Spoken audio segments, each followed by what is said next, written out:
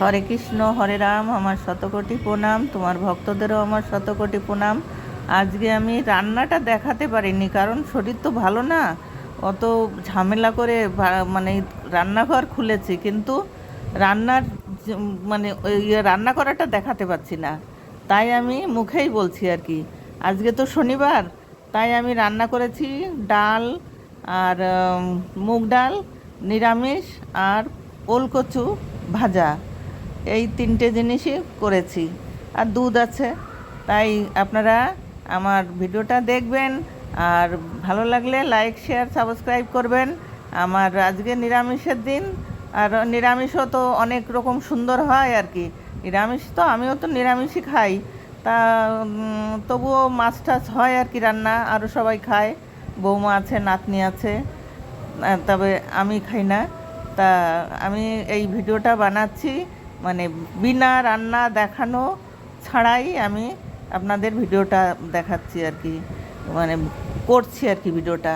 তাই আপনারা ভিডিওটা শুনুন, আর আমার ভিডিওটায় একটা লাইক একটা সাবস্ক্রাইব করে দেবেন, আমার অনুরোধ রইল। কারণ আমি তো মানে অসুস্থ মানুষ, তো সব কিছু পারি না করতে। তাই আর কি আমার গোপুর সেবাটা দেওয়াই আমার খুব কষ্ট হয়ে যায়। আর যে গোপুর ভোগ রান্না করব সেটা আর হয় না। ওই আমি ভেন্ডি সিদ্ধ দিয়ে দিচ্ছিলাম, হয়তো সিদ্ধ দিয়ে দিই, এই সব করি আর কি, কিন্তু ওই দিয়ে তো ভোগ দেওয়া যায় না। আর অত মানে করে মানে সব সময় মানে আমিষ নিরামিষ যে ঘরে হয়, সেই গোপালের ভোগ দেওয়া খুব কঠিন ব্যাপার হয়ে যায়। তাই আমি সব কিছু মানে করতে পারি না আর কি। এখন ওই সব নিয়ে যদি আমি ঘরে আর কি সব সময় ছোসনা ছোসনা করে আলাদা করতে যাই, তাতেও সবাই রাগ হয় আর কি। বৌমা তো বেশি করে বৌমা রাগ হবে, এই জন্যে আমি পারি না। তাই আপনারা আমার এমনি কথাগুলো শুনবেন, যে আমি কি রান্না করেছি। সেটা তো আমি বললাম যে মুগ ডাল আর নিরামিষ, সব রকম তরকারি দিয়ে নিরামিষ হয়েছে। ওল কচু আর কি, ওটাকে আপনারা কি বলেন জানি না, ওল যেটাকে বলে ওল, ওটা ভাজা করেছি সিদ্ধ করে, তারপরে আবার ওটা তেলে ভাজা করলে মানে মাছ ভাজার মতোই আর কি ভাজা, কিন্তু মাছটা বললেও একটা খারাপ শোনা যায়। তাই আর কি বলছি, ওরকম ভাজা করেছি চাক চাক করে কেটে। আর ভেন্ডি সিদ্ধ দিয়েছিলাম, ওটা মানে আলাদা দিয়েছি। সিদ্ধও আমার বৌমা ভাতের ভিতর দিতে দেয় না আর কি, তাই আমি আলাদা জলে সিদ্ধ করে নিই। কী করব, এখন গোপালের নামে তো আমার করতেই হবে, একটু এতটুকু কষ্ট তো করতেই হবে। যারা বৈষ্ণব বা এই ধর্ম নামে থাকে তাদের এটুকু কষ্ট হয়। আর দুধ আছে ঘরে, দুধ রাখি 1 কিলো করে। নাতনি খাই করে, আমিও খাই, বৌমা খায়, তারপরে এইভাবে আর কি চলে। তাই আমার রান্নাটা আমি দেখাতে পারছি না, এই জন্যে আমার খুব কষ্ট হচ্ছে। কিন্তু আমি ভেবেছি আর কি যে আমি আলাদা রান্নাঘর করব, কিন্তু করতে একটু টাইম লাগবে আর কি। তারপরে আবার এই যে কার্তিক মাস আসছে, তখন তো পুরো সিদ্ধ ভাতই খাবো, তখন আর কিছুই খাবো না পুরো মাসটাই। এই জন্যে আমি গেছেবারও পেলেছি, আমার গোপাল যখন থেকে এনেছি আমি তখন থেকেই আমি ওই কার্তিক মাসে আমি পুরো মানে নিরামিষও না, সিদ্ধই খাই। আমার বাড়ির সবাই মানে আমার বড় গোসাই তো খুব রাগে, বলে যে তুমি এরকম করে শরীর খারাপ, এমনি শরীর খারাপ, আরও শরীর খারাপ বাদিয়ে নেবে, তখন কি হবে। না না, শরীর খারাপ হবে না, আমার গপু আছে না, আমার গপু ঠিক মানে আমাকে মানে বাঁচিয়ে রাখবে। বলে বাঁচিয়ে তো রাখবে, কিন্তু শরীরটা যে খারাপ, এতগুলো করে ওষুধ খাও, সেই ওষুধটা কি হবে তখন। তা আমি বলছি না, কিছু হবে না। এইভাবে আমি গোপালের নামে থাকি আর কি। আমি চাই যে আমি গোপালের নামে মানে পুরো বৈষ্ণব মানে বৈষ্ণবী হয়ে যেতে, কিন্তু আমরা বৈষ্ণব পাবো কোথায়। আমার বড় গোসাই এখনও বৈষ্ণব হতে রাজি না, কিন্তু বয়স তো আমাদের হয়ে গেছে।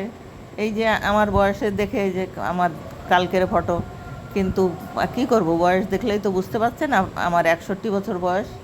আর আমার বড় গোসাইর হচ্ছে 72 বছর বয়স। আমরা বেশ অনেকটা ছোট বড়, কিন্তু দেখে বোঝা যায় না। দেখে সবাই বলে যে না, ওই বয়সের তফাৎটা একটুও বোঝা যায় না। যাক, তাহলে তো আরও খুবই ভালো। আমি ওটা বুঝতেও চাই না যে আমার বড় গোসাই আমার থেকে অনেকটা বড়, কিন্তু মানে প্রথম দিকে নাকি বোঝা যেত, যখন বিয়ে হয়েছিল তখন নাকি বোঝা যেত যে আমার বয়সটা সবসময় ভারী ভারী লাগতো আর কি। ছোটোবেলার থেকে। আমার দিদি ছিল, আমার দিদি আর আমি, আমার দিদি আমার থেকে 2.5 বছরের বড়, কিন্তু সবাই দেখে বলতো, আমাকেই বলতো বড়। আমার দিদিকে বলতো, তোর দিদি ওইটা? বলে কি হ্যাঁ আমার দিদি। ও আবার চালাকি করে বলতো যে হ্যাঁ আমার দিদি। এমনকি ও শ্বশুরবাড়িতে যখন ওর বিয়ে হলো, সেখানে যখন যেতাম, সেখানেও বলতো যে কি তোমার দিদি এসছে? বলে হ্যাঁ। এবার ও এরকম করে বলতো দেখে সবাই জানে যে আমিই বড়। তা বলছে তোমার দিদির বিয়ে হয়নি? তখন আমার বিয়ে হয়নি। বলছে যে না হয়নি, হবে। তা বলছে যে ও তোমার আগে হয়ে গেছে? বলছে হ্যাঁ আমার আগে হয়ে গেছে। তা এরকম করে মজা করতো আর কি ও। আমার দিদি খুবই ভালো, মানে তবে আমার এখন শরীর খারাপের জন্যে এখন কোনো, আমরা 5 বোন, বোনদের সঙ্গে একটা বোন আমার খুব দুঃখের বিষয় আর কি, আমার ছোটোটা আর বড়োটা আর কি, 4 নম্বর বোনটা মারা গেছে আর কি। তাই আমরা খুব দুঃখিত আর কি ওর জন্যে। আমার ওই বোনটা এত সুন্দরী ছিল, সবার থেকে সুন্দরী ছিল, কিন্তু ওই বোনটাই, আর ও এত মানে মানে শুচিবাই ছিল, সেই বোনটাই আমার মারা গেল। খুব কষ্ট। এবার আমার মেজো ভাই, সেও আমার আমার ছোট, তারা অনেকই ছোট, কিন্তু সে ভাইটাও ওরকম, ওর ক্যান্সার হয়েছিল বোনটার, আর ভাইটার কিডনি খারাপ হয়ে গেছিলো। কেন জানি না, মানুষ বলে যে অনিয়ম করলে বা মদ নেশা করলে এসব হয়। আমার ভাইটা কোনো দিন কোন নেশা কী জিনিস ও মুখে দিয়ে দেখেনি, কোনো দিন একটা বিড়ি খেয়ে দেখেনি, কোনো দিন কোনো মদ গালে দিয়ে দেখেনি। কী করে তার কিডনিটা খারাপ হলো ভগবানই জানে। তাই বলি ঠাকুর তুমি সবাইকে ভালো রেখো, এরকম করো না। তার ছোট্ট একটা মেয়ে, সেই মেয়েটাকে রেখে সে চলে গেল। এবার মা মেয়ে, বউটাও তো সেই ইয়ং বউ, এখন কি করবে, মেয়েটাকে নিয়েই আছে আর কি। তবে বউটা খুবই ভালো, ওই জন্যে মেয়েকে নিয়ে ও বলছে আমি আর বিয়ে করব না, এইভাবেই আমি থাকবো। থাক, তার মনের ইচ্ছা, সে আর কি। তারপরে আর একটা ঘটনা হলো, আমার বাপের বাড়ি পর পর এই ঘটনাগুলো হয়ে যাচ্ছে। আমার বড় ভাইয়ের ছোট ছেলে 27 বছর বয়সে, এই 2 বছর হলো সেও চলে গেল। তারও একটা ছেলে আর কি, ছেলেটা ছোট রেখে, বউটা মনে হয় এখনও বিয়ে হয়নি, মেয়ে, সেই বউটাকে রেখে, কি সুন্দর চেহারা, তাকেও রেখে সে চলে গেল। মানে কেমন একটা মর্মান্তিক ঘটনা ঘটছে, কেন হচ্ছে কি জানি। আমার বাবা মা মরে যাওয়ার পরের থেকে ও বাড়িতে একের পর এক এরকম অঘটন হয়ে যাচ্ছে। ঠাকুর তুমি সবাইকে ভালো রেখো। আমি আবার ভিডিও বানাবো কালকে। নমস্কার।